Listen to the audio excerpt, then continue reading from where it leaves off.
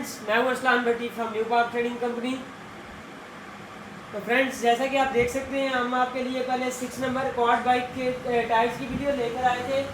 आज हम आपके लिए लेकर आए हैं 8 नंबर के क्वाड बाइक के टायर्स। जैसे कि आप देख सकते हैं, इसके अंदर फ्रंट और बैक टायर के डिफरेंट साइज आते हैं। और देख रहे हैं आप, फ्रंट टायर की निस्बत बैक टायर ज़्यादा वाइड है। और दोनों टायर, तमाम टायर ये आप देख सकते हैं ट्यूबलेस हैं और बहुत ही ज़बरदस्त ग्रिप और ऑफ रोड ऑन रोड दोनों सरफेस पर चलने की सलाहियत रखते हैं।